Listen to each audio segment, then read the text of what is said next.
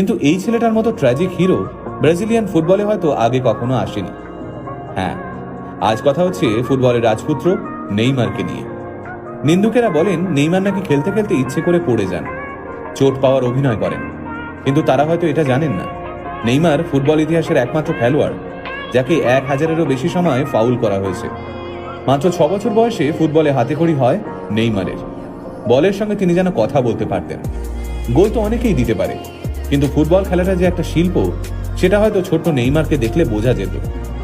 মাত্র 17 বছর বয়সে ব্রাজিলের 1 নম্বর ক্লাব স্যান্টোসে অভিষেক হয় নেইমারের। আর 18 বছর বয়সে ব্রাজিলের জাতীয় দলেও চান্স পান তিনি।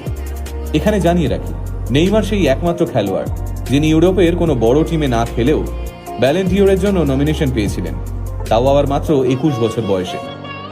নেইমারের যখন 18 বছর বয়স, তখন থেকেই তাকে নিজের দলে নেওয়ার জন্য ব্রাজিলের মাঠে হতে দিয়ে পড়ে থাকত বার্সেলোনা, রিয়াল মাদ্রিদের মতো সব বড় বড় টিম। অবশেষে 2013 সালে বার্সেলোনায় খেলার সিদ্ধান্ত নেন নেইমার। বার্সেলোনায় থাকাকালীন স্বপ্নের ফর্মে ছিলেন নেইমার। একটা দলের হয়ে যতগুলো ট্রফি জেতা সম্ভব সবই জিতে নিয়েছিলেন তিনি।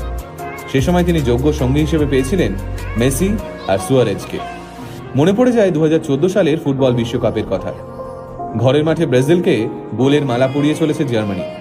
বিশ্বকাপের সেমিফাইনাল ম্যাচে মাত্র 25 মিনিটে 5 গোল দিয়ে দিয়েছে জার্মানি।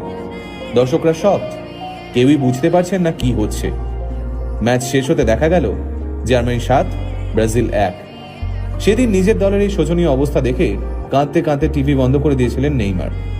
সেদিন নেইমারের ইচ্ছে করছিল তখনই মাঠে নেমে দলের সম্মান বাঁচাতে। হয়তো ঠিক তার আগের ম্যাচে চোট না পেলে 2014 সালের বিশ্বকাপে জয়ী হিসেবে ব্রাজিলের নামই লেখা থাকত। ব্রাজিলের গ্রেটেস্ট ফুটবলারদের মধ্যে একজন হতে গেলে দেশের হয়ে বিশ্বকাপ জিততেই হবে, এ যেন এক অলিখিত নিয়ম। পেলে, রোনালদো, কাকা কিংবা রোনালদিনহো সবার নামের পাশেই জলজল করছে সেই বিশ্বকাপ ট্রফি। কিন্তু 2014 সালে নেইমারের সামনে সুবর্ণ সুযোগ আসা সত্ত্বেও চোটের জন্য তিনি তা অ্যাচিভ করতে পারেননি। তবে এখনো পর্যন্ত ফুটবলে 5 বার বিশ্ব চ্যাম্পিয়ন হলেও অলিম্পিকের 100 বছরের ইতিহাসে কোনো সোনার মেডেল জেতেনি ব্রাজিল। সেই ব্রাজিলকে প্রথমবারের জন্য অলিম্পিকে সোনার পদক এনে দেন এই নেইমারই। 2017 সালে বার্সেলোনা ছেড়ে নেইমার পাড়ি দেন প্যারিস সেন্ট জার্মেইন টিমে। মোটা মাইনে, প্যারিসের নাইট লাইফ, নারী সঙ্গ, এইসব কারণে ফুটবলের থেকে মনোযোগ সরে যায় নেইমারের। তার উপর চোট আঘাত ও নিত্যসঙ্গী হয় তার। এই চোটের কারণেই দীর্ঘদিন মাঠের বাইরে থাকতে হয়েছে নেইমারকে।